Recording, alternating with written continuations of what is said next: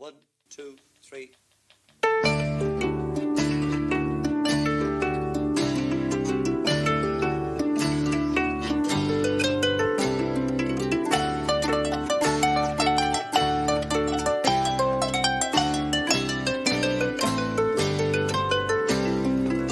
Céad Míle Fáilte, you're very welcome along to the Brian and Kieran Warfield podcast, the ramblings of two Irish balladeers, featuring Brian Warfield of the fierce and mighty Wolfetones and his son Kieran, that's me, of the band Catalpa, and also of the Bandwagon Bus, Dublin's only musical ballad tour on wheels. So sit back, relax, grab a tea, coffee, beer or wine or whatever takes your fancy as we go rambling through life's misty foggy dew, through stories, songs, history, politics, life on the road, and just a general bit of crack.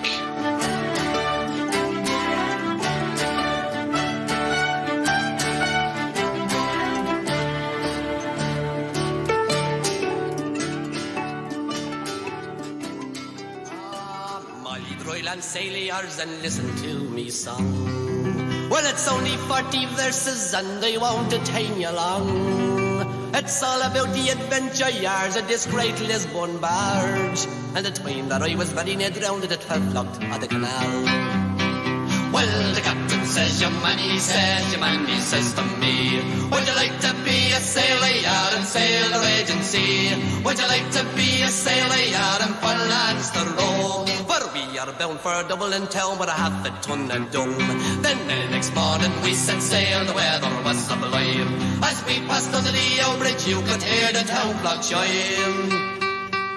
And then we came to the Gasworks Straits, a very dangerous part, and we ran aground on a lump of coal that wasn't marked out on the chart. Then all became confused, I yelled, and the stormy winds did blow. The steersman slipped on an orange peel and fell into the hull below. Well, on more steam the captain cried, for we are sorely pressed, and the engineer on the banks applied to the horses doing its best. Then we all fell into the water and we all let out a roar.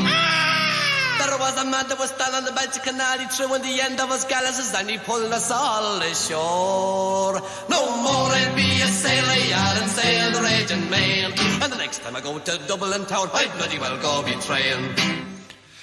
Wow, and that's the Dryland Sailors, and it's track number 11 off the Fontana album, The Foggy Dew, the debut album by the Wolfetones. Yeah, and I remember well that you know, the great canals of the main transport of the 19th century, because no railways before the railways were built. All the cargo went by canal and canal barge. Didn't have engines; they were pulled by horses, and that was the main mean of travel. And you know, passengers travelled on it as well. You could have your meal on board because they weren't fast. But they travelled, and they could travel right around the country in the barges. So they were very, very important means of travel before the railways came in. And even up to our day, because when I was a kid, the barges trooped up and down the canal with loads of Guinness and... Yeah. Well, that's what I was going to say, because the Guinness barges were, like, I think 61 was in around 61... The Guinness barges were basically decommissioned. Decommissioned, yeah, and sold off to various different places. But do you remember the Guinness barges? Of course, yeah, I do. Yeah, because I remember the pictures of them going with the funnel, and they let I've seen a video of it. Sorry, where they let the funnel down, going under the low bridges. The low and then bridge. the smoke goes everywhere, and then they put it back up and. Yeah, well, our playground, we lived in Bluebell there, our playground was the canal. And that was our swimming pool. It was where we went up climbing trees up along the canal, all kinds of adventures around the fields adjacent to the canal. And it was a great, great area for us. We walked for miles and miles up the canal and back down again and swam in it and... nearly drowned in it once or twice, I think. But there was terrible accidents in the canal back then. My next door neighbour, young boy, roughly around the same age as I was, he drowned in the canal. And I guess every year there was some kind of an accident there. But I remember when I was trying to learn to swim, one of the guys said, when the barge comes up now, the drag of the water, just put it out and you can swim with the drag of the water and you'll swim. So I tried that and I nearly drowned. Your man was winding you up, wasn't he? Yeah, I don't know what he was doing, but I was nearly pulled under the barge. But it was great. We loved watching the barges, and sometimes, the guy would let you go on from one lock to another. Mostly they wouldn't, but there'd be odd guy you jump on and they wouldn't let you, You wouldn't get away with this today now. The PC brigade would be after you. Yeah, sure, full of shit. Health and safety and health and safety. You do nothing. But anyhow, it was a great. You sounded like Conor McGregor there, Dad. By the way, you do nothing. Yeah, it was a great amenity for us. There's no doubt about it. So yeah, that song, I reckon that song. I'm not too sure when it was written. It was like there was several versions of it, and the Canals, when they came in, they were kind of an amazement to people. So I imagine that song would come from about the early 19th century. Yeah. And the only one I could find, because I was looking up, because as I do, try and research the song, but the only version of it I could find it was called The Cruise of the Calabar. Yeah, that's that. Yeah. So there's many versions of it, but there were, again, they were broadsheet ballads. Yeah. Like they sold them for a penny, wherever, the ballad singer would sing the song and sell it off to people who wanted to read or sing it at another party or another time. Yeah. They bought it just like they buy a record. They bought the ballad sheet for a penny. Right. So the dryland sailor was a person that sailed on a barge because he didn't go out to sea. Yeah, he wasn't a sailor at sea. Yeah. So it was a bit of a piss take as well, was it? Yeah, it is. It's a great. It's a kind of a satire. It's kind of fun. It's kind of mocking the fact that it's pulled by two horses, and that's the engine, and it's a great skit on the whole thing. Well, from Guinness's down to the port was a mile, is roughly about a mile down to Dublin Port with the Guinness barrels, and it used to take 15 to 20 minutes.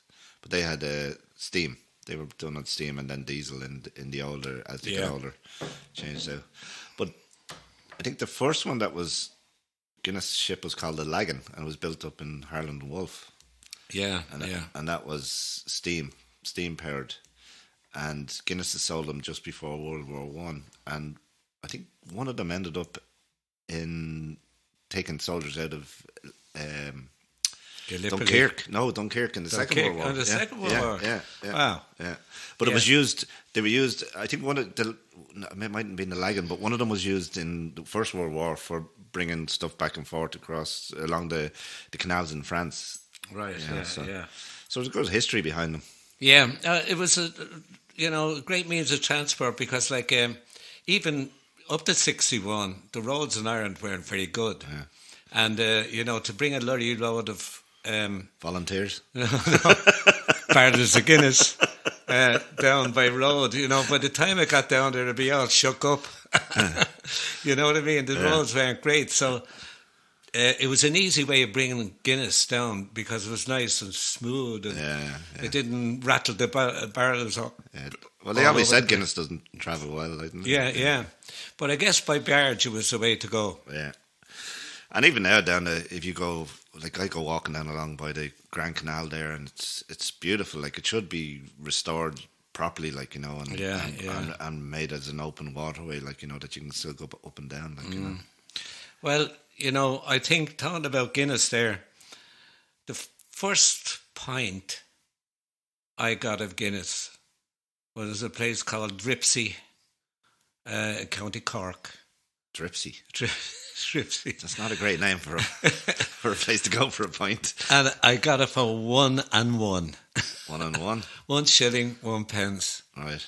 And it came out of a wooden barrel.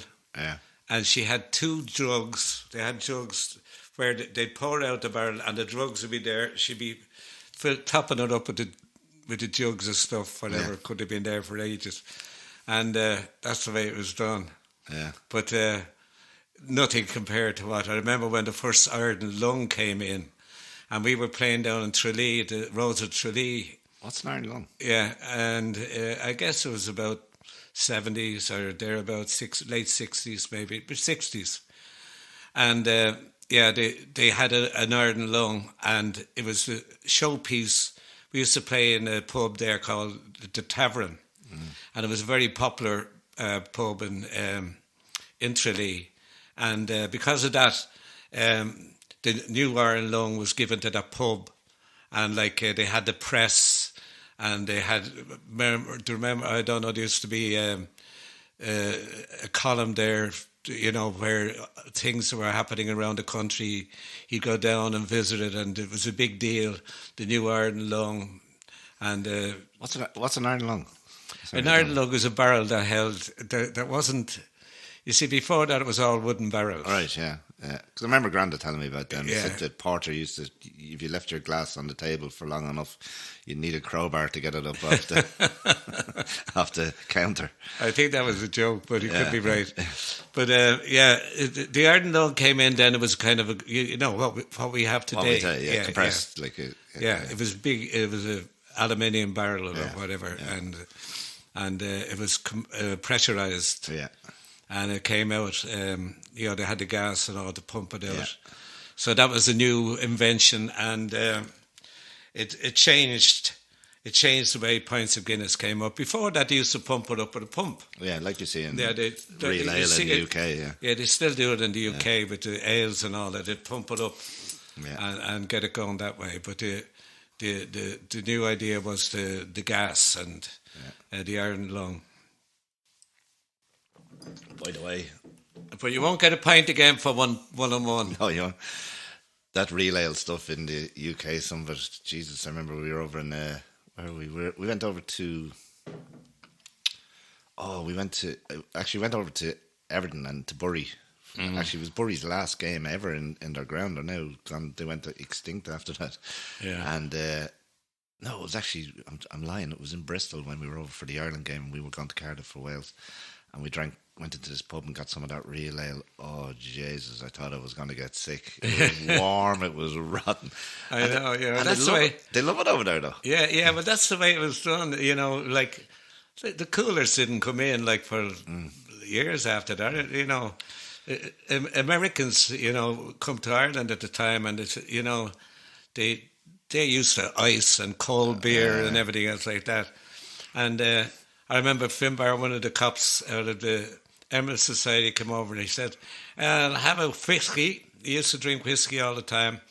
And some Irish gold.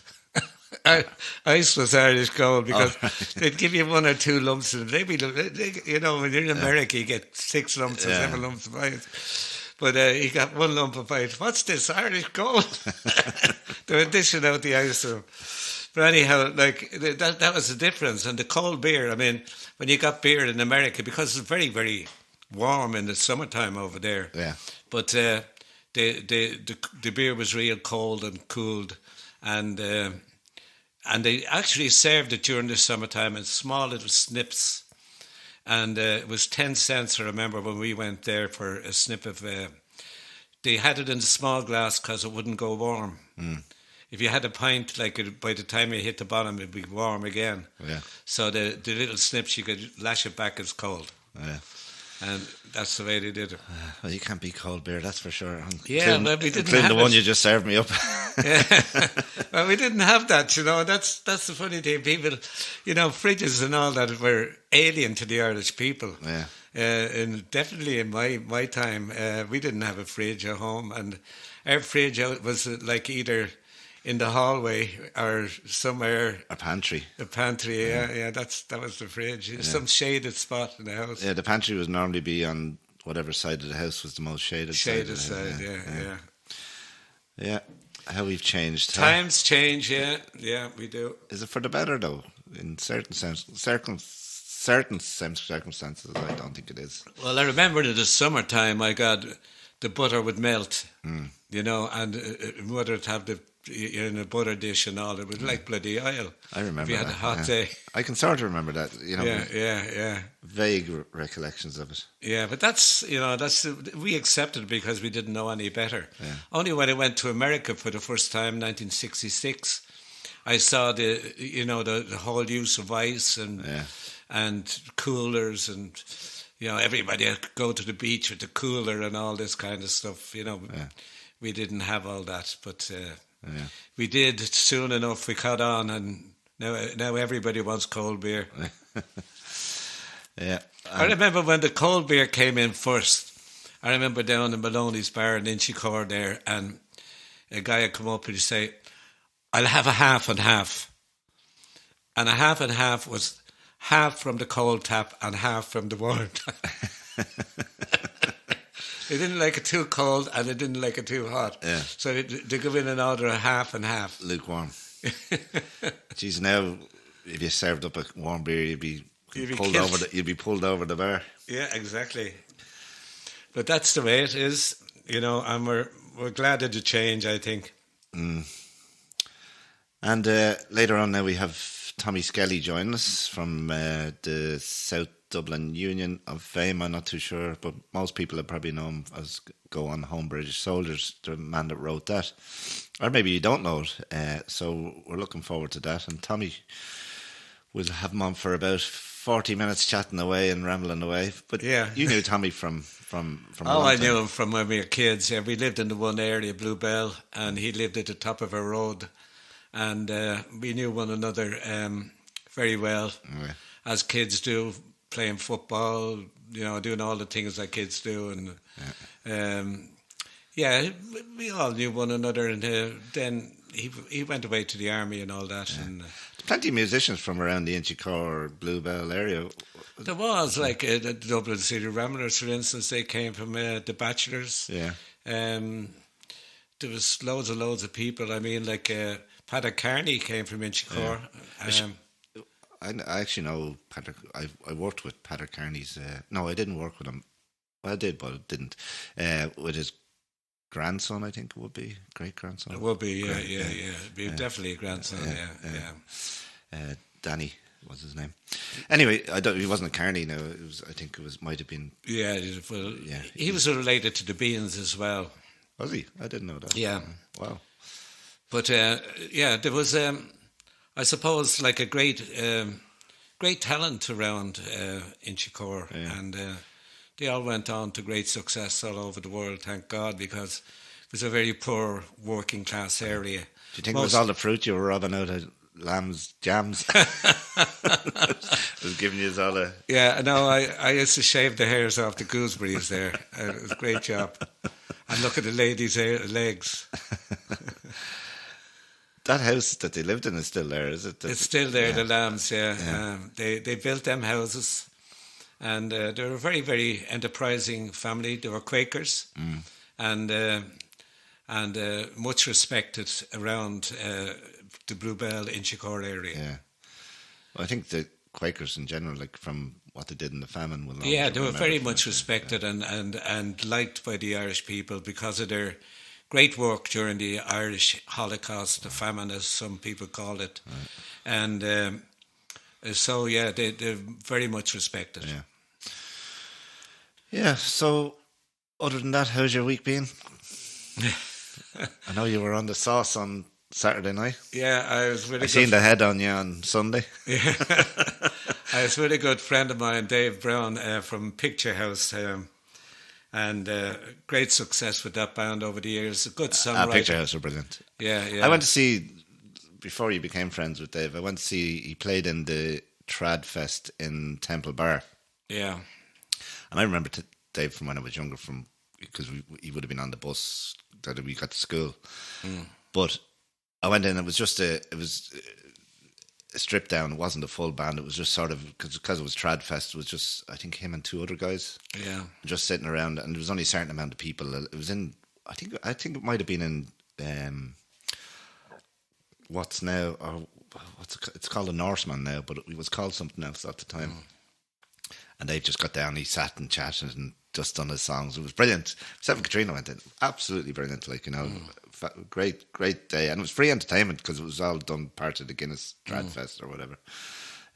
So yeah, they were a brilliant band. Like some of the songs they had were excellent. Like I would have known it before your time now. Yeah, no, Sunburst is the one. Yeah. Well, that was a big hit kind of thing. Hit, yeah.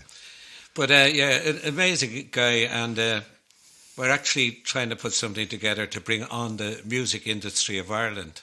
As you know, we're living beside a very powerful musical industry in England, and we need to get out there and compete in a proper way, in an organised way. We have great talent in Ireland.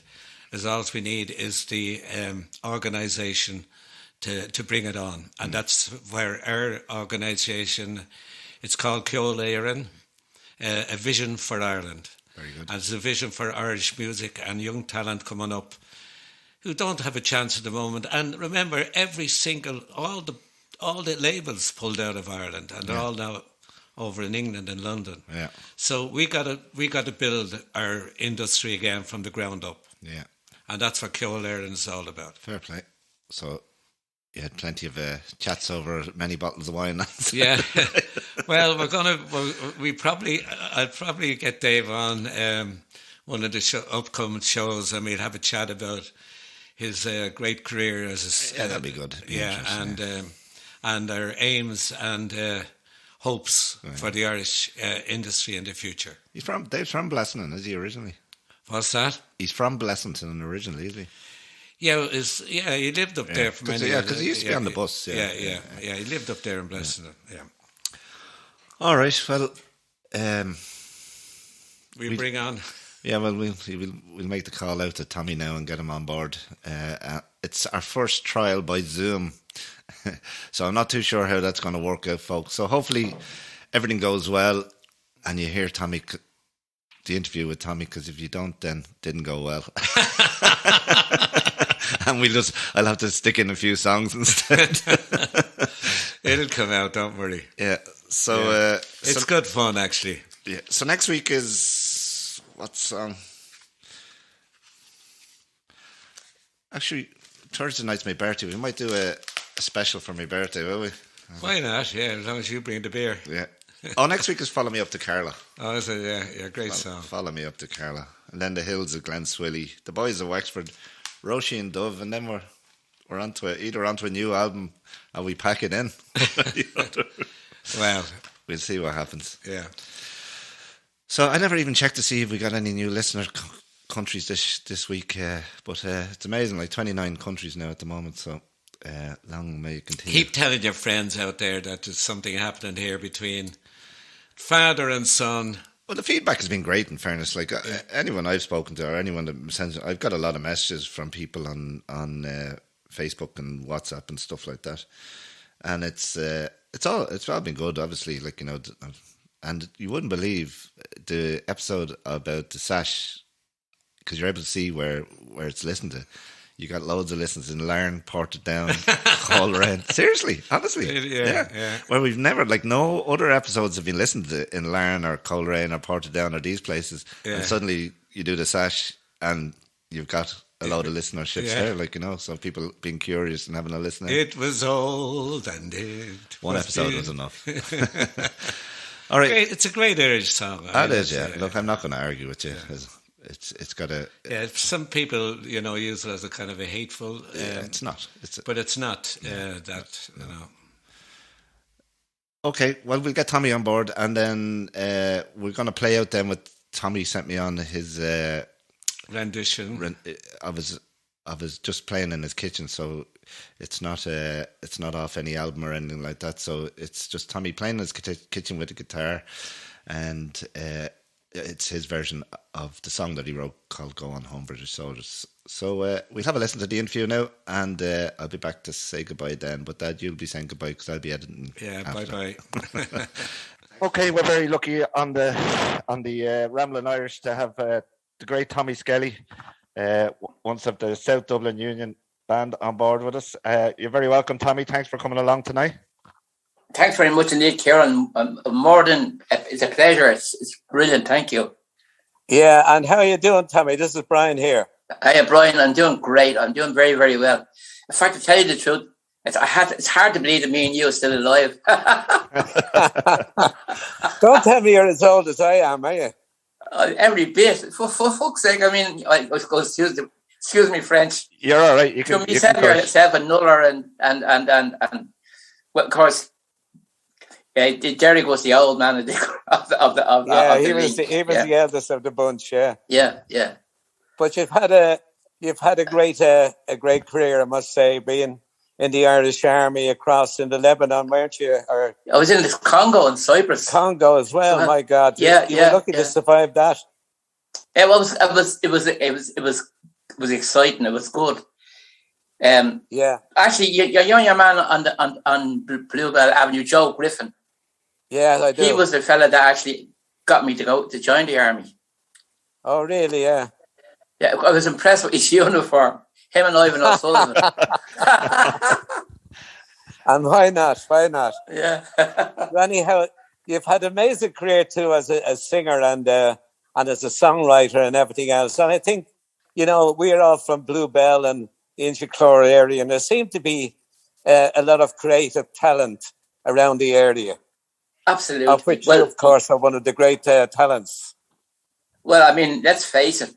I mean, they all talk about the Clancy's and the Dubs and all that. But people forget that 4 fellas from Treat, Bluebell and Mutton Drimley were the only ballad group in Ireland that could fill big venues. I mean, Sweeney's men were playing in O'Mara's on the Keys, and Patsy and them with the choir fellas, they were playing there. And I mean, you fit it in your parlour. And you were playing the massive venues. You were filling the Wexford Inn, you were filling Barry's Hotel, you were filling the Shieling, you were going to America, you were down in Kerry. I mean, these were superstars, and no one ever gave you the credit. And I can't forgive people for that. Look, the way it is, like the way I go at it all the time is just plow your old furrow, Tommy. And then, if you keep going and persistent enough, somewhere along the line, something will happen. Now, I'm still waiting on the recognition and to get the MBE from the Queen and all that, but, that's on the way. Yeah. She has a sword out, but I don't know whether to put over my shoulder or into my heart. Yeah. Into your heart, where to be going. But I mean, let's face it, considering the user branded as the Rebel Band, you're the best. You were the best historians in this country, as far as I'm concerned. But there was songs in the north, and compared to what you were doing, was like Mother Teresa compared to them, and no one ever gave out about them.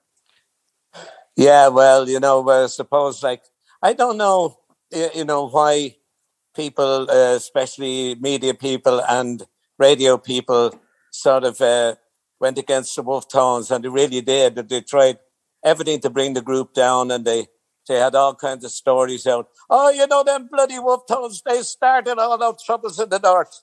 Oh, exactly. Only for them Wolfetones there be no troubles in the north at all.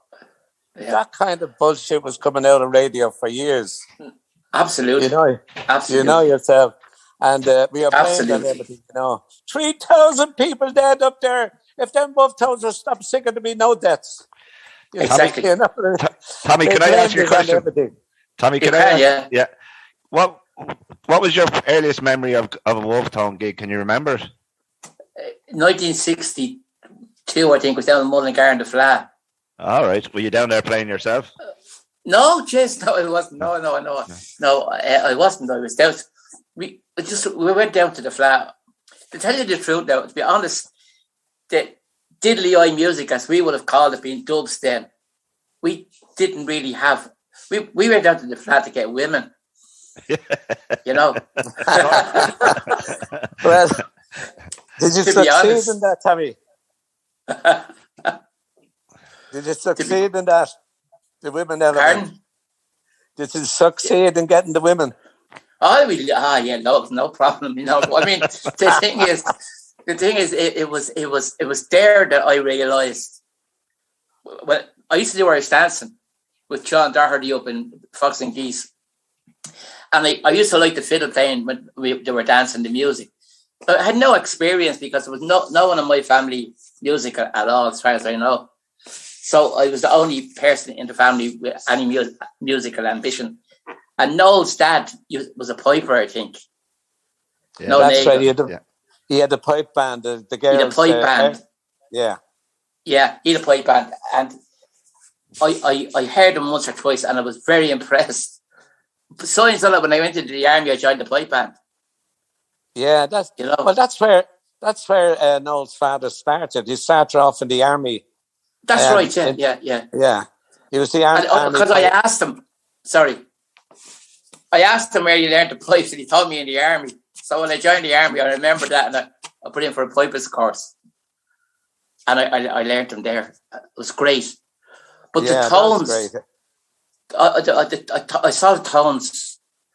And do you know what? The first time I ever seen the tones on stage was in the Artist Wira in Inchicore, and the Obelisk School there. Yeah, you were there. Do you remember that, Brian?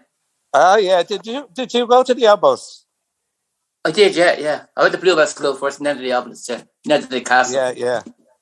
Because I was back down there. I went back down there with a friend of mine who also went to the Obelisk. I met him in Tallahassee in Florida, and he's now head of security for all the schools in Florida.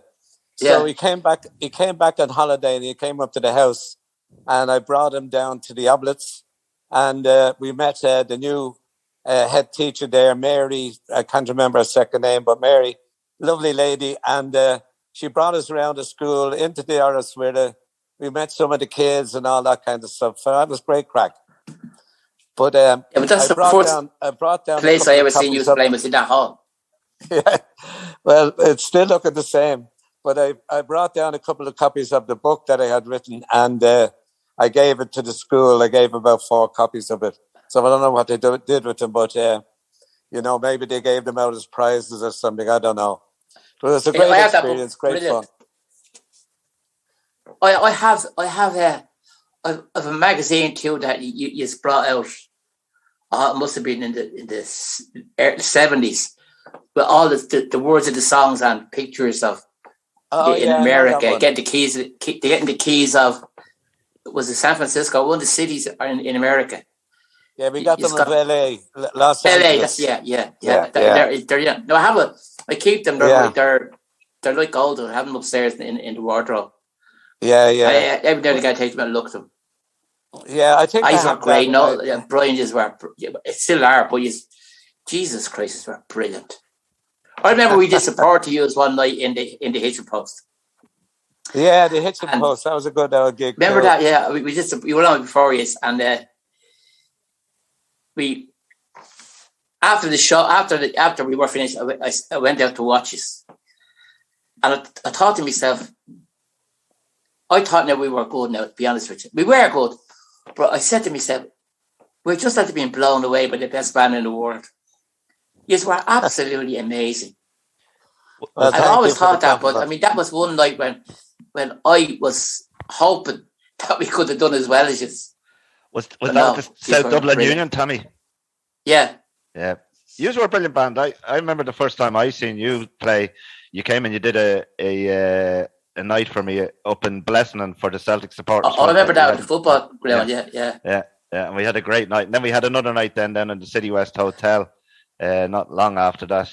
And that's right, yeah. It was great. It was brilliant. We got wonderful times. It was wonderful to be alive in those days. Yeah.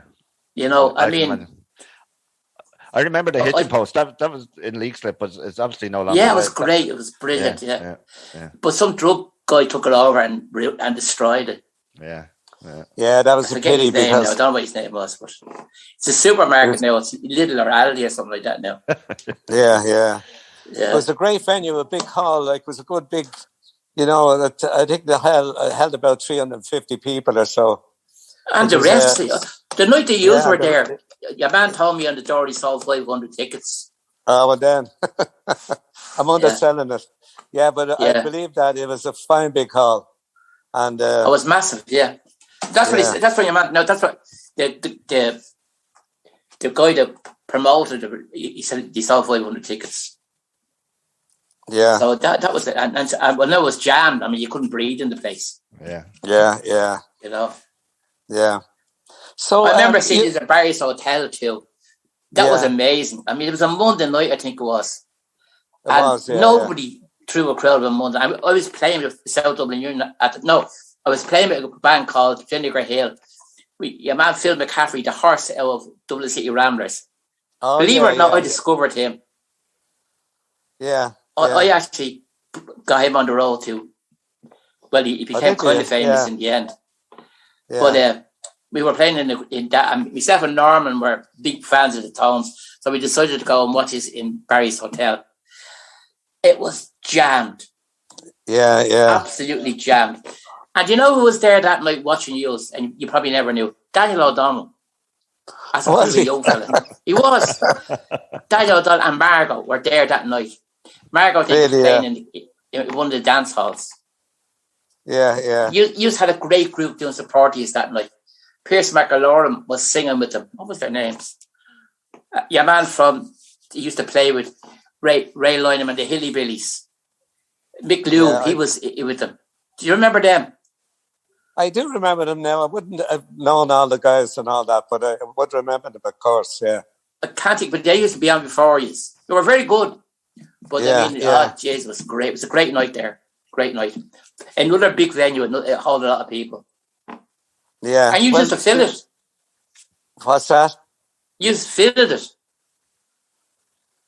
Yeah, every Monday night you filled it. Oh, yeah, we filled it every Monday, yeah. It was amazing, yeah. And then you could fill it, and you went to the next night you went and filled the Wexford Inn. That was 2 nights in a row. The Dubliners couldn't do that. The Dubliners could only fill a few places about once a year in Dublin. Yeah. And they wouldn't draw their breath down the country. Yeah, they raised more of their money in Germany and in France and in England. Yeah. And they were very good. I mean, I'm not criticising them. They were a brilliant band. But, I mean, nobody realised how actually popular you were. That's what amazes me. Yeah.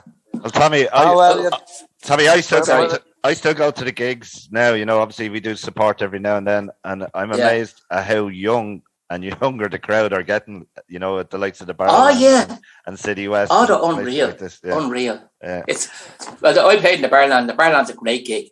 Yeah. But I mean, this in Scotland, the Wolfetones are gods. Yeah. They're not just you know, I mean, if the Clancy's had started off in Ireland, they wouldn't have made a shield. They wouldn't. It was tough to come out through Ireland when they're not playing you on radio or anything like that. But you know, you gotta go in there and fight your corner and do the best you can.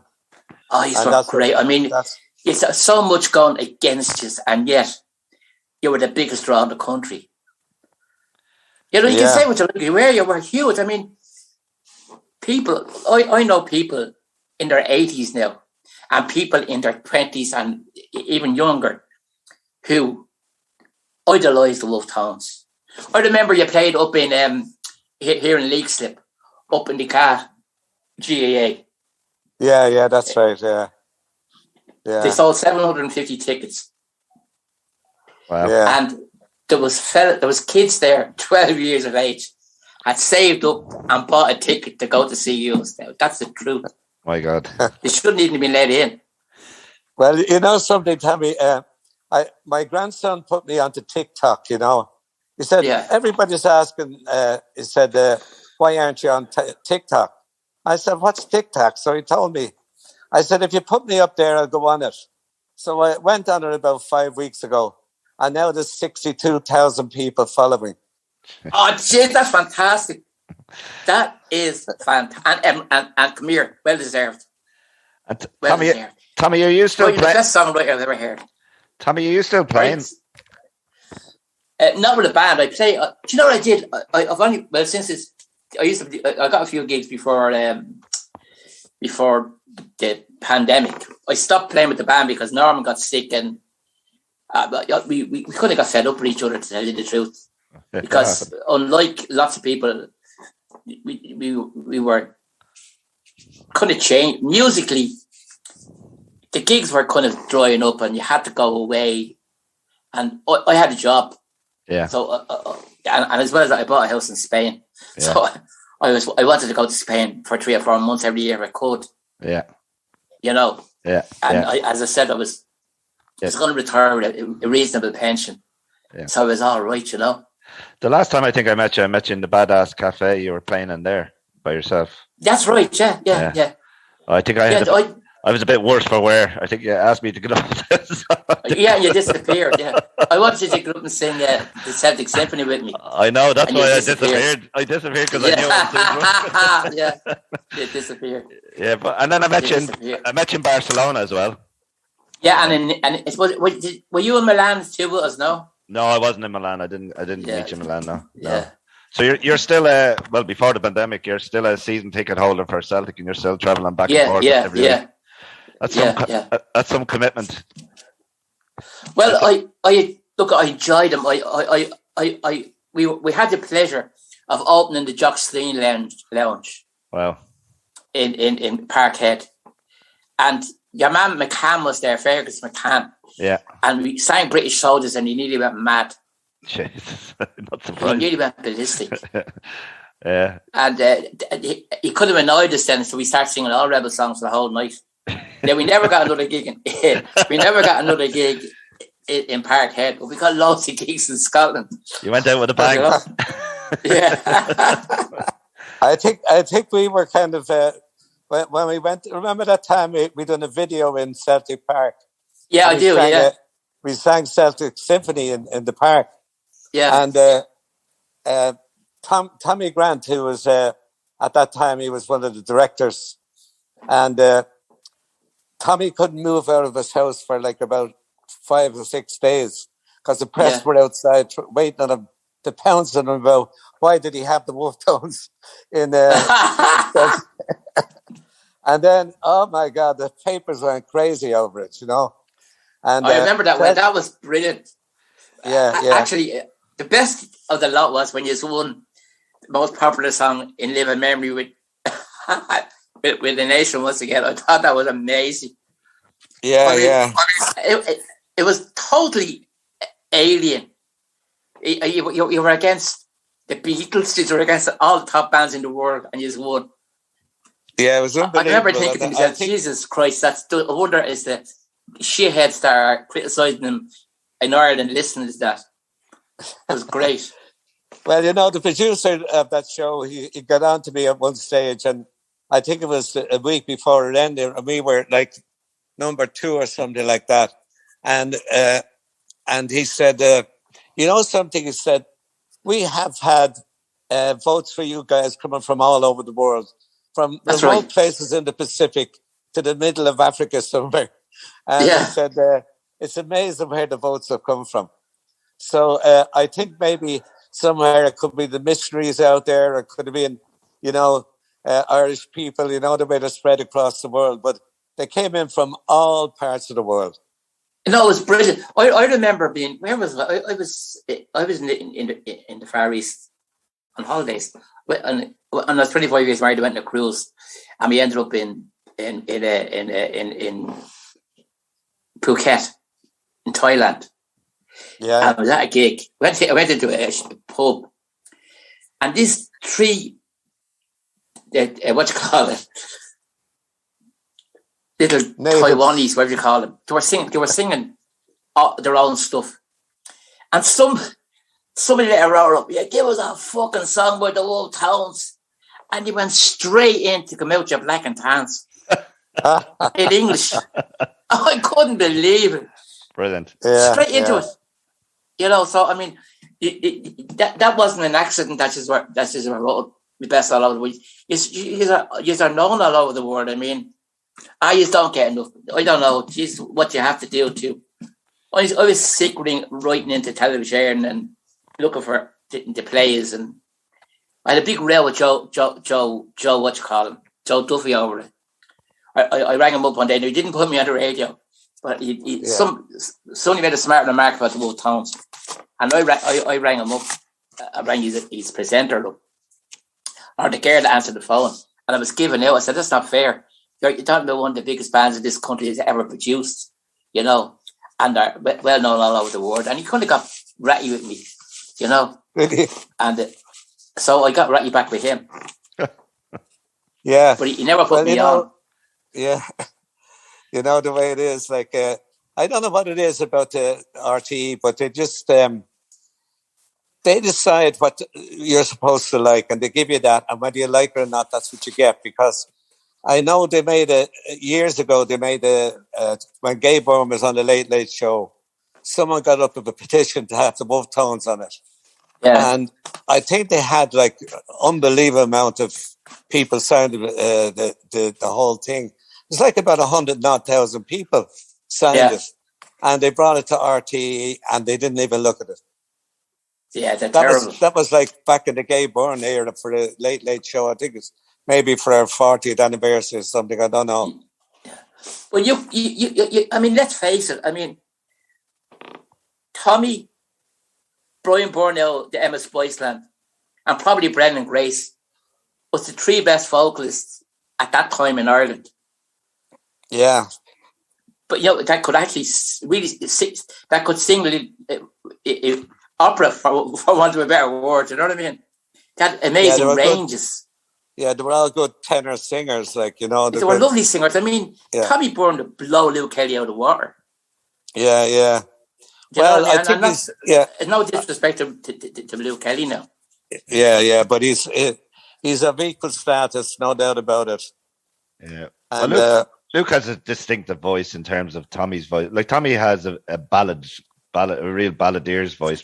Luke had his own way of singing, like, you know. But for me, Luke was there's no competition either, Tommy. Like, you know, I would put Tommy Byrne well ahead of Luke Kelly, and that's just my opinion. And everyone's entitled. Luke was a frustrated pop star. He hated me. He gave out sing to me. I wrote a poem. You probably heard it, Brian, because What's Call used to use it before. When I heard you singing your poem before James Connolly. Oh, I thought it was yeah. great. And I said to the lads in the band were saying, we'll do that. And I said, there's no point in doing it because you're not going to be able to do it as well as Brian. And I was a stickler for things like that. Don't try and do something that's been done better. Yeah. If you're going to do something, at least be a little bit original. And nobody has ever done that better than you. So I wrote a poem called Where Are You Now, James Connolly? Where are you now, James Connolly? Where are you today? Are you up in heaven looking down on your Ireland of today? Does it meet with your expectations the way you died for it to be? No, I don't think so, for your ambition was to see our country free. Do you ever talk with Pearce or Collins, MacDonough or McBride? I bet sometime you often wonder why the hell you died. For the crown still looms over our country. We still have tyranny, and the people are dying in the north of our land for peace and equality. But someday I know we'll free our country and a nation will be at last. And we'll all work hard for its improvement and we'll try to forget the past. And on that day, if you look towards the heavens, a smiling face you'll see, the face of a grateful Irishman, James Connolly. And Luke Kelly went ballistic because I said he was in heaven. Really? Honest to God. I said he was a socialist, and socialists don't go to heaven. That's a lovely couple of verses, Tommy. Well done. Yeah, never heard that before. No, that was just because said, we used to do it before Connolly instead of, because I didn't think that I or anybody else in the band were capable of doing it as good as Brian. Yeah, I'm like that. I won't do people ask me to do the verse. I won't do it because I wouldn't be able to do it as good as my dad. So we never do it. Yeah. No, your hair is standing at the back of my neck when I listen to Brian doing that. Yeah. It was brilliant. And come here. Obviously, you've that piece of poetry is beautiful, but you've written some great songs as well, and you've sent me on a few. But the one that everyone will want to hear is the one that everyone probably knows you best for, which is "Go On Home, British Soldiers." Can you give us the background behind that? I wrote that. We were out rehearsing it out in Phil McCaffrey's house out in Marino, and on the way back, that day was Bloody Sunday. It was a Sunday of the thing, and it was actually snowing in Dublin that evening. Wow! And I was getting the bus home. I got off McBurney's and over. McBurney's it was. I said Cleary's, but it was actually McBurney's. That's at the bus stop, the 21 bus stop or the 51 bus stop, and what you call it? I was looking in the window. There was a telly in the window, and it showed you the Bloody Sunday thing. Yeah. And I didn't know what it was. And there was a man beside me who was giving out stink, you bastard, you this, that, and the other. And I saw the priest, Carol McPhee, he was a bishop then, with the white flag and all that. And I thought, Jesus Christ, I can't believe it. So I got on the bus, and I used to smoke then. Yeah. I took my cigarettes out and tore the 20 package of Players. And I wrote the whole song by the time I got from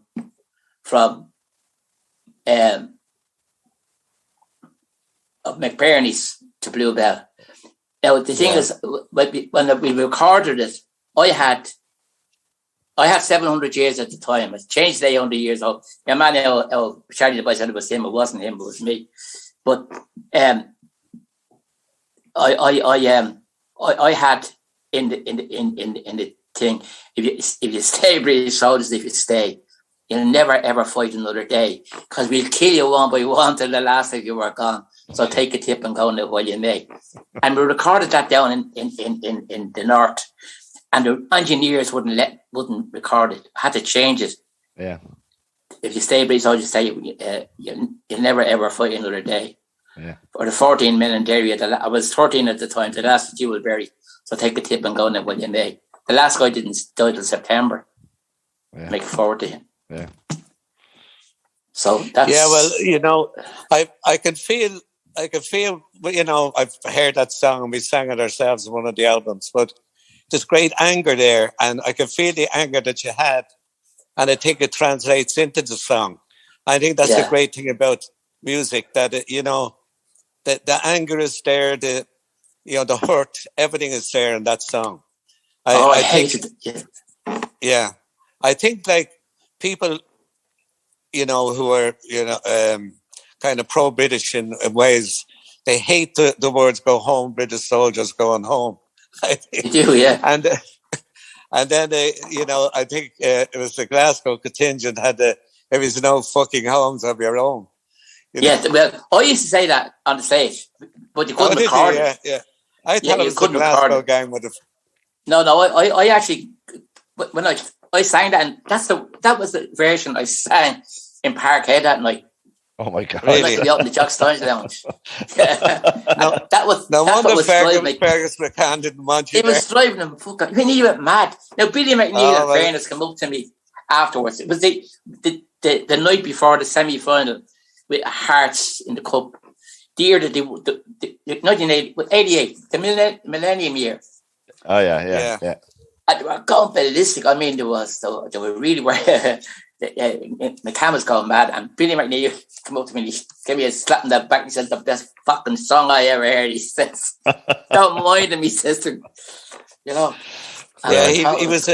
he was a very shallow Irishman, Yeah, he was. McCann. He was. Very shallow. He wouldn't go deep. He wasn't proud of his heritage.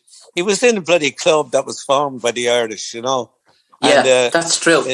Instead of being proud of what he was standing for, he was ashamed of it. That's very true. That's true. Jimmy Johnson loved it. Oh, he was a great character. I loved Jimmy. Wasn't it? Yeah, he loved it. He loved the song. He said, Tommy, he used to come on stage with us all the time. And I remember he came on one night, and he was rushing off to some meeting or something. And he says, now, he goes up to the mic, now we're going to have Celtic Symphony. Okay, so we finished that. And then we're going to have Joe McDonald. We won't have a song left for the rest of the evening. You know what I mean? He because he was rushing off there the songs he wanted to hear. Yeah, he was great. I saw him up in I went to one of the Celtic gigs up in City West, another one they have every year. Yeah. And I think Charlie and the boys used to play it, and he was there before he died. It was Elephants himself and Yogi Hughes. Yeah. And they were out selling a book or something in the foyer. I forget now what they were doing. Yeah. But Jimmy was out there, and he had one of your DVDs in his pocket. And I said to him, Jimmy, are you going to sing tonight? And he said, he took yours. This is true, Scott. He took your DVD out. He said, I'm going to sing every one of them. Very good. He was a big Wolfetones supporter. Oh, absolutely. Yeah, for years. I remember years and years. Yeah. I remember the night you had for the 25th anniversary, Dad, and he was loving that night. Absolutely loving that night in the National Concert Hall. Oh yeah. He was great. Tommy, do you remember where you watched or were you in Lisbon for the 67? No, in 60. No, it wasn't. In 67, I watched it. I watched the match. Yeah. In Bluebell Football Club. All right. Yeah. On a big screen. Yeah. Up there, Robin Hood or Red Hill. Sorry. Yeah. I know it. Yeah. Oh, that's where I watched it. That's where I watched the match. Wow. I would have loved to be in Lisbon. Yeah. I at that time, 67 years, I was still in the army. I wouldn't have enough money to go. You wouldn't have the time off probably either. And did you make Seville? I was in Seville. Oh Jesus! Was I what? That was. Do you know what? To this present day, every time I think of that fucking goalkeeper, I could strangle him. Yeah, he was brutal. I was there myself. I mean, he threw it away. Yeah. Threw it away. Yeah. Threw it away. But it was a great arch. It was a great night, wasn't it? That was a great night, and just but the heat in that stadium, I don't know if that game had been any north over the Pyrenees, any further north over the Pyrenees, Celtic would have won. But the heat in that stadium that night and the energy that they put into that, Porto were more used to that type of weather. We definitely absolutely. There's no doubt about that. But still, I thought he played Porto off the park until your man fucking gobshite looking missed left the ball. It was more of an OG than anything else. Yeah. But what was his name? Fucking big cunt. He was the block player, wasn't he? What was his name? He was a big, ignorant, big. Anyway, he was terrible. But you know where I tell you, the three best matches I was at with Celtic was the two Leeds matches. I was at them. The Leeds semi-finals. Wow. In 1970, I was there at them. I was at the one in Ellen Road, and I was at the one in. It was actually the other one was played in what you call it, in Hampden Park. Yeah. The second one was played in Hampden Park. It was 136,000 or something, wasn't there? At that, it was brilliant. What a match! Yeah. What a match! And the other one was when we beat Liverpool. Oh Jesus! I'll never forget that. In Anfield. Yeah. Brilliant. I never forget that. It was another great one, and I was at the one. I was there the night we beat Barcelona. Yeah. That was 125th anniversary. Rob Douglas was his name. Rob Douglas. Rob Douglas is right. He was a big heap of muck. There's no doubt about it. The block layer. I used to everybody thought Packy Bonham was a great goalkeeper. I didn't. Yeah. But he was a hell of a lot better than Douglas. Yeah. I was watching Rangers last night, and I switched off when they went 1-0 up, and just before they went 1-0 up, I said to I messaged one of my mates. I said Celtic should go in for Xander Clark, if not for as a keeper for first team, but as a backup keeper, he's certainly great. Yeah. And I switched it off. I was raging. I was going, fuck it, they're true. And then I did the same thing. I moved channel when they scored. It was a good match up to the end. 20 minutes later, my mate went, "Are you watching the Penalties?" I was like, "What?" Fuck's sake. So I missed it. Yeah. So delighted. That made my night. Yeah, I hate them. I had some terrible experience with Rangers. Actually, I was playing at the pub down near Ibrox. Down near Ibrox is very Celtic. A lot of Celtic supporters. Yeah. A lot of Celtic people live down there. Yeah. Celtic support. And we were playing in the pub just near Ibrox. Because if you were looking at the window, you could see the Ibrox Stadium. Yeah. And this gang came up and they stormed the pub. They fucking broke every window in the pub. Yeah, that happened to me. Rangers crowd. Yeah, happened to me as well. Yeah. Yeah, unbelievable. Yeah. They just can't go and celebrate or do their own things and just enjoy themselves. You know, I was saying that to my dad there a few weeks ago. We were in Molly Malone's. It was after, the day after Leinster won the European Cup in Edinburgh. Yeah. And Celtic were playing Aberdeen, and my brother got me a ticket for the European Cup. So I went to the European Cup. I didn't stay in Edinburgh. I came back to Glasgow the night, and then the next day I went to the Celtic Aberdeen game. And the Huns just needed to win, I think, to qualify, but to win the league. But we needed to win score 3 or 4 goals. But we actually, it was Hearts. It wasn't Aberdeen. It was Hearts. And, and we drew 0-0, and the Huns won about 6-0. They were playing St. John's. 6-0 they won. I remember it well. Yeah. I wasn't at the match now, but I remember it. Yeah. I remember because I'm really easy going. I never get into bad humour except when Rangers win. That's a true. Well, I must tell you a story, Tommy. We were playing up at Clydebank, you know, Clydebank there. And yes, I know. Well, yeah. Playing that big hall there. And we wanted to go to get a pint somewhere. And the fellow was running the gig said, no, I'll bring you to a place where no one will recognise you. Otherwise, you won't have a minute, you know. Yeah. You go to any of the other pubs. So he brought us to this pub. We went over kind of a bridge into another area. And we went into the pub. We went into the lounge. But there was a bit of a sing-song in the front, a bit of commotion in the front bar. Rangers had to win in the cup that day. And so he says, be quiet there. So we ordered a couple of pints or whatever. And next of all, the barman comes and said, no, they're paid for. And so with that, the pints kept streaming into us. And next of all, the crowd of the Rangers supporters came into us. The Wolfetones said, yeah. Said, we love you. We were living in London down there in North London. And he said, I was going with a girlfriend from Ireland and she brought us to see the Wolfetones.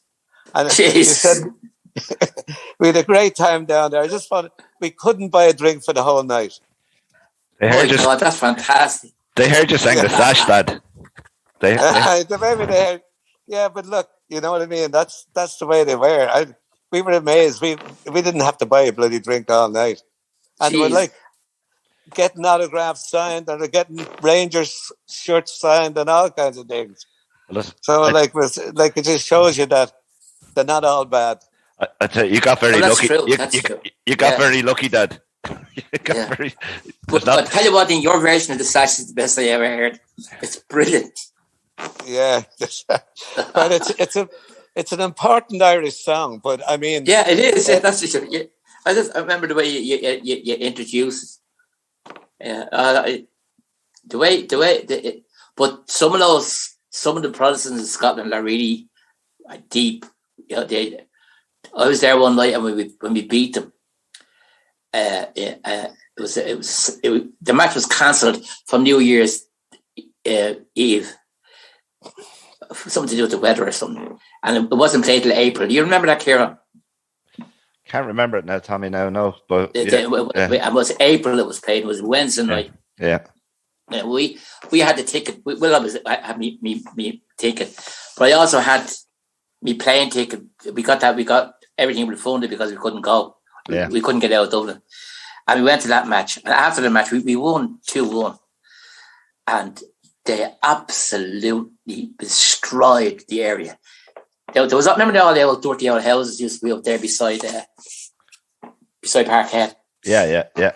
Before they built up that new Celtic Way and place. All that. It's lovely now. Yeah. But they broke every window in the house. And somebody told me afterwards that 60% of the people living in those houses were Rangers fans. For God's sake. That's as true as God. But they've no animals. They've no crop on. No crop on at all. So, have you been vaccinated yet, Tommy? Yeah, I've got the two of them. Have you? I got the second one yesterday. Brilliant. My doctor is great. He just looked after his patients as they came down along with the 70 marks, and Yeah. A month ago, I got the first one. Yeah. And then the other day, I got the second one. Very good. He said next Thursday I'll be bulletproof. Yeah. Did you get yours, Brian? No, I got number one, but I didn't get the second one until the 7th of May, I think, which is about 2 weeks' time, is it? Yeah. So I got the second one then. But from your own doctor, was it? Yeah, from my own doctor, yeah. Yeah. Well, my doctor hadn't got that many 80s or 75. You hadn't got that many real old people. Yeah. Because he's only new, and he's only about 20 years here. Yeah. He took over from the doctor that died, Dr. Crowley. Yeah. So, in fairness, he just rang us up. My wife now is a few years younger than me, and he got her in, and she's getting her second dose in 3 weeks' time. Yeah. So that's the same as me. Sorry. I get it, and my wife gets it in 2 weeks' time, the 7th. So it'd be good to be totally vaccinated, and then maybe we can do something. Go away. You might get back to Spain, will you? Oh, geez, I have to, because the house is there, and we haven't been there for 12 months, and you know yourself, you're worried about if there was a storm, or no one's going to break into it, but fuck all to take over, unless you want the furniture, which we're probably going to get rid of anyway. So they could do that. They want to take the furniture and we collect off the insurance, they're getting useful. Yeah. But so whereabouts here, Tommy? Where have you got in Terravieca? All right, yeah. Just outside Terravieca. It's lovely. Very nice. Yeah. Jerry is down in Marbella. That's right, yeah. Has he still got that place down there, yeah? Yeah, I still have a place down there, yeah. Yeah. I stayed with in Jerry's place last time. Yeah. Because my place was rented out at the time, so I've stayed with Jerry. Yeah. But you haven't been out there for a while now, sure you haven't? No. That's the first time. I don't go to Spain that much, Normally, I stay on in Florida or something. If I'm gigging over there, I don't bother coming home. You know what I mean? Just stay over there, and I prefer there, than going to Spain. Well, I love Florida now. I've been in Florida loads of times. I love it. Yeah. It's a lovely place. Yeah. I used to meet Brendan over there, Brendan Grace, and what's him? What's his name? Mrs. Brown, Miss. Brendan. No, Carol. Yeah. Carol. Yeah. I used to meet him over there a bit. And there's another chap. I forget. He's Snags Norton, I think his name is. Do you know where he plays? He plays in one of the parks, in one of the Irish pubs in the parks, Universal. Oh, really? He plays in the Irish pub in there. Yeah, that's his full-time job. He likes wedding cake. He got married about 5 times. That's right. It's a glutton for punishment. He was married here twice. He stopped it now. He's a lovely fellow now. He does it kind of a mimic. He's a kind of a Christine Muir imitator, you know what I mean? But now he's a nice fellow. He's not like Christy. He doesn't get annoyed that often, you know what I mean? But he's very good. And the last time I was over there, I got talking to him, and his wife used to manage. I don't know if you know the pub, the Raglan Road. It's down in downtown Disney, down that way. Were you ever in that? No, never. No.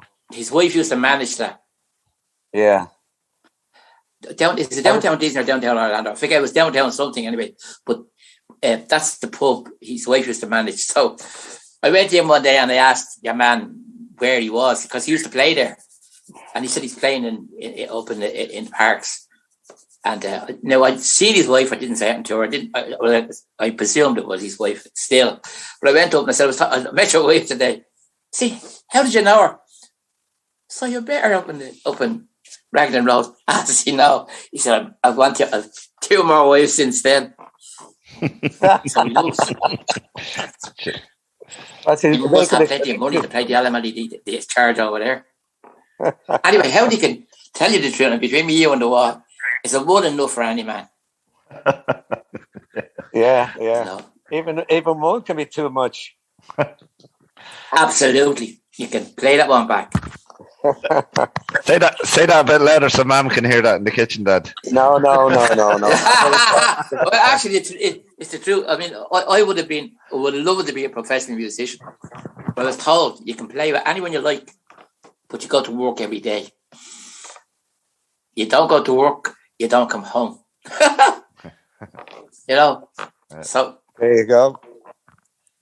I ended up a semi-pro, as the fella says. Yeah, but you enjoyed it, Tommy. I bet you enjoyed it. Oh, I loved playing. I loved the banter. Yeah. I loved and I loved meeting the people. You know, I met some amazing people. Yeah. I met Sean Connery once in did you ever have a meal in what was the name of the place? The Robin Hood in London, Brian. I can't say. There was a fella called Jimmy something. He was from Drogheda. He was a builder, and he had this pub called Robin Hood. And all the showband crowd used to go there after. It was the only place you could get a meal. It was after the gig. So it was around Fulham area, around that area. Right. I forget Jimmy's second name, but I was in there one night, and Brendan Shine was in there, and he was with, believe it or not, he was with Sean Connery. You know, and now I just said hello. I mean, I didn't near them, but I mean, but it was gas. You could walk in there, and anyone could be there. Yeah. Another night we walked in, and what you call her? What's her name? One of the big Hattie Jakes. Remember her? The Carry On films. Yeah. She was there. She was huge. I mean, no matter where she sat in the fucking room, you were sitting beside her. You know what I mean? Yeah. She was massive, you know, but she was very nice at the same time. But things like that now meant a lot to me. There's a fella, Pat Smythe. He was a watchcaller. He was a counsellor in Fulham. He was Irish, but he worked in the hospital for the sick kids in Great Ormond Street. And I did a show for him. I got dressed up. I used to do this drag act, dressed up as a woman and sing Billy Mulligan, The Pride of the Coombe and The Rooster. And tell a few jokes. Didn't know that, Tommy. Yeah, and we got loads. We got loads and loads and loads of gigs in England over it, because it was, they were looking for a bit of comedy along with the ballads, you know. Yeah. And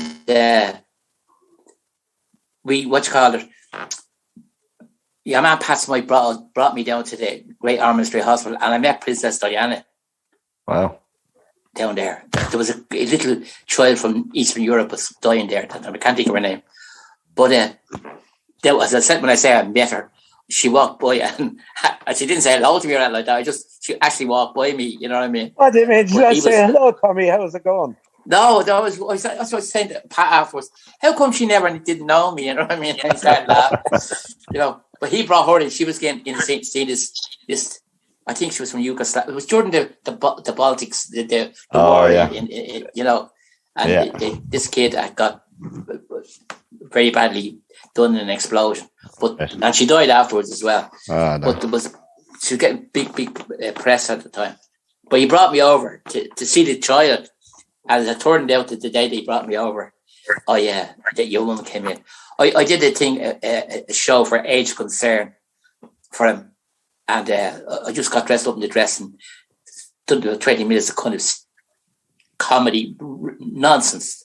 Talk about myself, stupid stuff. Yeah. And then I sang there, my man. There's no end to that talent of Tommy Skelly. The what? He said no end to your talent. Yeah. No, that's what I did. I was in the Mr. Doherty's dramatic class up in Robin Hood, and he used to be teaching me when I was a kid, Jimmy O'Dee's type of stuff. Yeah, I used to come out on this stage and say, in me you see the village square. He'd say this. Fred, remember Bill Golden, Rondelly wagging him? He'd be saying he was a great singer. And me you see the village square. I used to say, and I'm his henchman, Master Maguire. So I got used to kind of being a bit funny.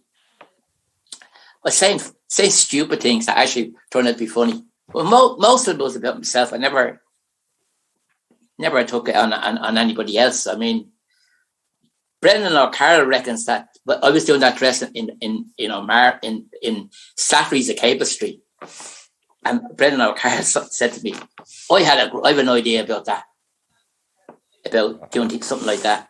Wow. Now, he had no intentions of doing it himself. I think only by accident he became Mrs. Brown.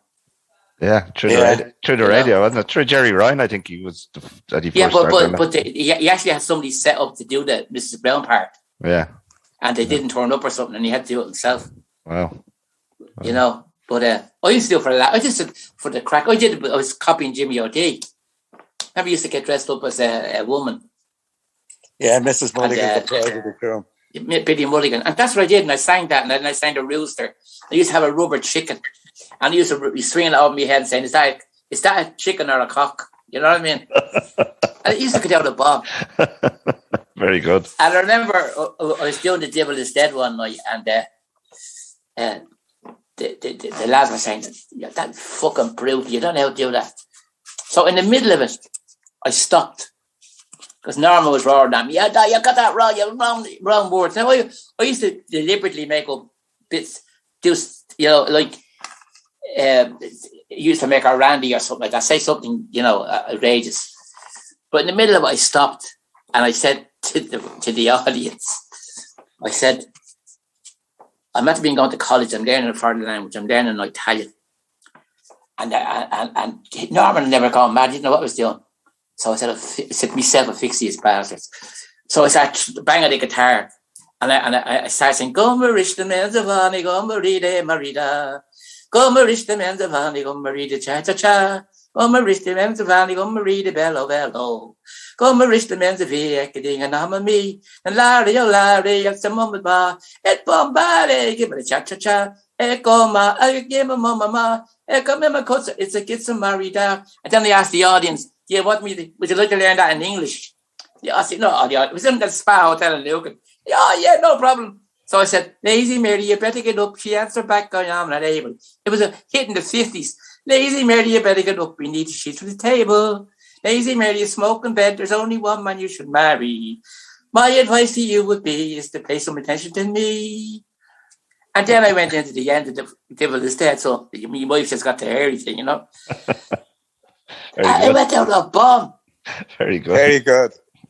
I just did it because they were annoying me because they reckoned they wanted me to say the words pitch pack what Derry sang. Yeah. Which was fair enough. Yeah. But I didn't know them because I was learning the song. The reason I started writing songs, by the way, was I didn't know enough about to sing. I'd go and listen to yous and I'd know all your songs. But I'm Tommy Skelly, not Tommy Bourne. I hadn't got his range. I couldn't look at the other things. You know what I mean? So I knew all the songs. I just hadn't got the voice to sing them, or the courage for you. You wanted a better word. You know what I mean? Yeah. But I reckon I could do Derek's no problem because I didn't think he was as good a singer as Tommy. Yeah. You know what I mean? I do, exactly. Yeah, exactly. Yeah, Derek was the first rap artist I ever heard. There you go, rap artist now. Yeah, because he could have spoke. So what does the future hold now for Tommy Skelly? Well, I hope to live to be 110. That's be great. And I'm going to do a concert out in my cul-de-sac when this thing is over. I did 2 last year in the cul-de-sac. And it was great. Now I loved it. playing is what I love to do. I love entertaining. Yeah. Once I get on the stage, I'm not afraid of anyone. Yeah. I get up after Frank Sinatra. I'd have a good bit of me. If he was still alive, or Elvis or any of them. I mean, I loved them, but I loved them because I respected them. Yeah. Do you know what I mean? I just love music, full stop. Yeah, like and I myself. particularly like ballads. So we take it from that you're never going to retire then, Tommy. Oh no, Jesus, no. Retire, not at all. Actually, my voice has got better since I got older. Because really? I got a few singing lessons off a girl. She was very good. And she taught me how to use my diaphragm. Instead of going home every night with a sore throat and not being able to talk, I could sing for 2 weeks now and it wouldn't even affect me. Now, I wouldn't say now what I was singing was melodic and just like it, but it wouldn't be bothering me, you know what I mean? Yeah.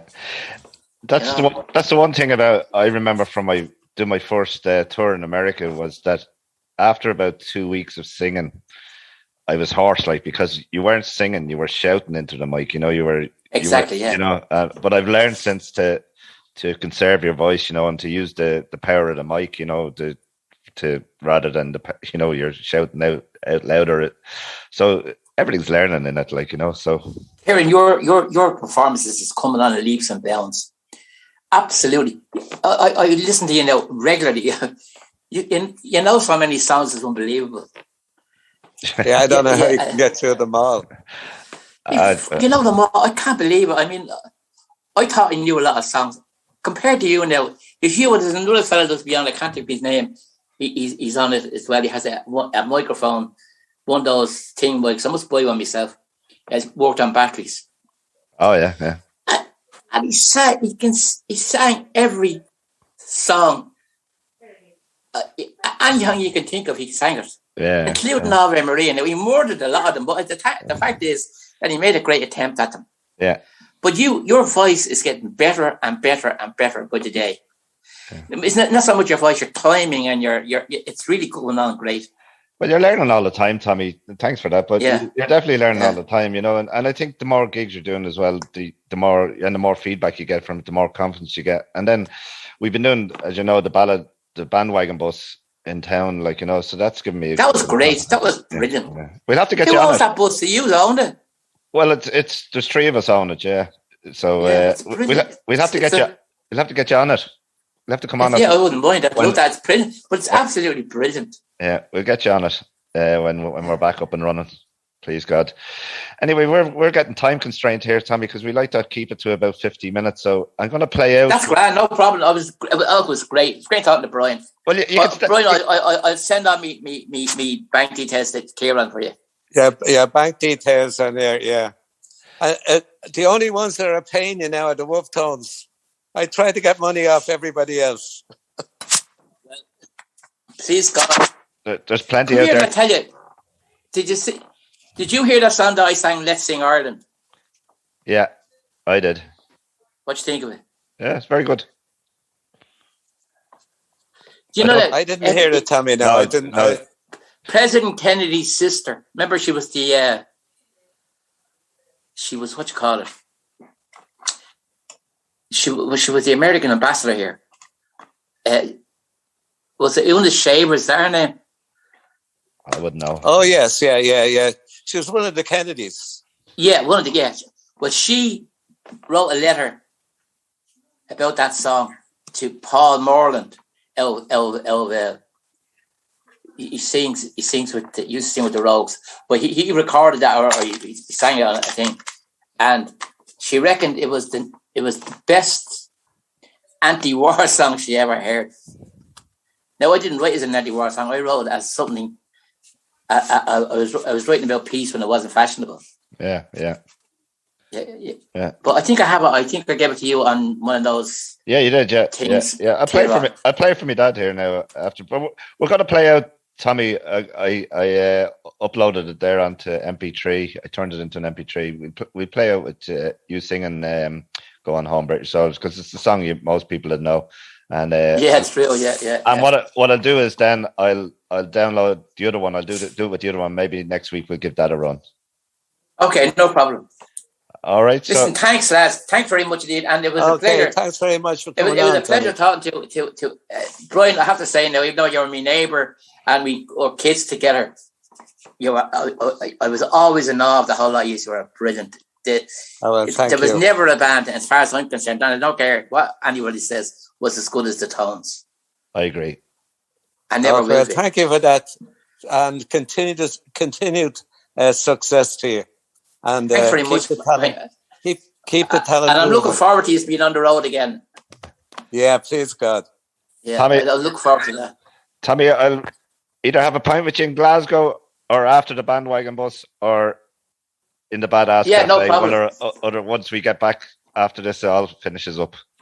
Please God. Sooner the better. I'll see you, Kieran. Thanks very much indeed. Thanks, Brian. Thanks for coming on. Take care. See you then. God bless. See you, Tommy. Take care. Bye-bye. Bye. Bye-bye. Go on home, pretty soldiers, go on home. Have you got no bloody homes of your own? For 800 years, we fought you without fear. And we fight you for 800 more.